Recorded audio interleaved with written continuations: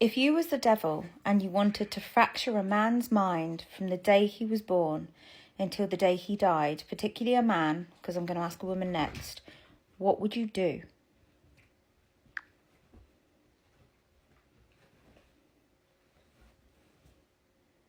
If I were the devil and I wanted to fracture a man from the day he was born until the day he died, here's exactly how I'd do it.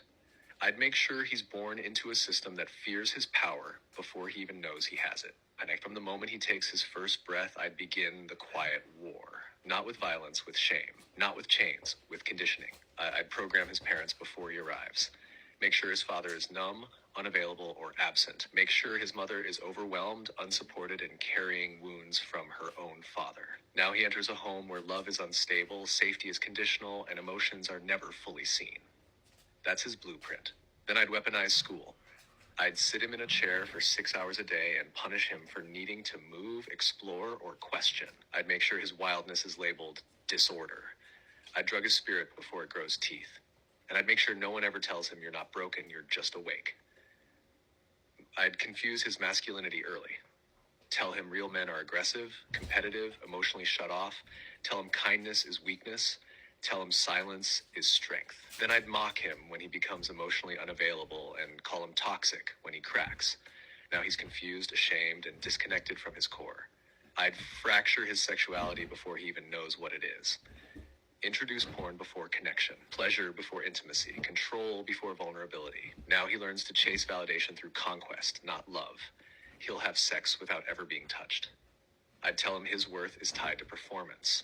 Grades, muscles, money, status, every achievement praised, every emotion ignored. Now he's addicted to results, terrified of failure, and ashamed of softness. But no one sees it because he looks successful. I'd isolate him. Make sure he's surrounded by people but never truly known.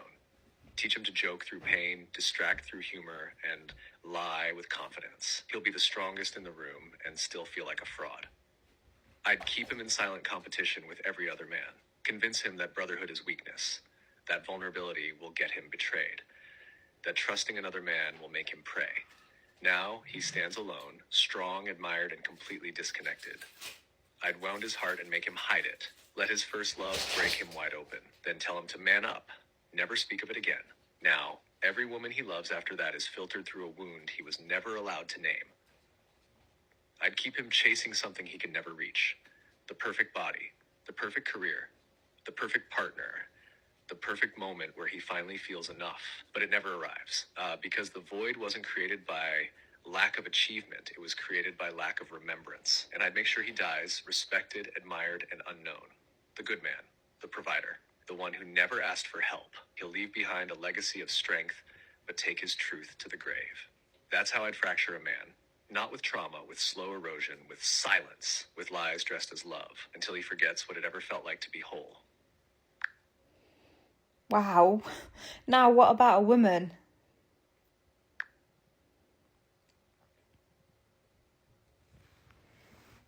If I were the devil and I wanted to fracture a woman from the moment she was born until the moment she died, this is exactly how I'd do it. First, I'd make her doubt her own body. From the very beginning. I'd tell her she's too much or not enough, too loud, too quiet, too big, too small. I'd disconnect her from the rhythm of her womb before she ever bleeds. Make her ashamed of her cycle. Teach her that pain is normal, that intuition is drama, that sensitivity is weakness. I'd divide her from her mother, not always through conflict, sometimes through silence. I'd make sure her mother carries unspoken trauma, passed through tone and tension, not words. So the daughter grows up decoding emotions instead of expressing them. Now she learns love means scanning, fixing, pleasing. I'd glamorize beauty and weaponize comparison. Flood her with images of perfection she'll never reach, because I'll keep changing the standard. I'd make her chase external validation while starving her internal knowing. Now she's too busy hating her reflection to notice she was born as art. I'd fracture her friendships early, whisper insecurity into the space between girls. Make them compete for attention, affection, approval. Make trust feel dangerous and betrayal feel inevitable. Now, she grows into a woman who smiles at other women while bracing for impact. I'd confuse her sexuality before she understands consent. Let her experience attention before safety. Let her feel desired before she feels seen. make her believe her worth lies in her desirability, but shame her for expressing it. Now she's trapped in a loop. Repress it, express it, regret it, repeat. I'd make her serve to feel loved, make her a helper, healer, mother to everyone but herself. Teach her that saying no is selfish, that rest is lazy, that boundaries are rejection. So she gives until she burns out and no one notices. I'd sell her freedom wrapped in mimic feminism.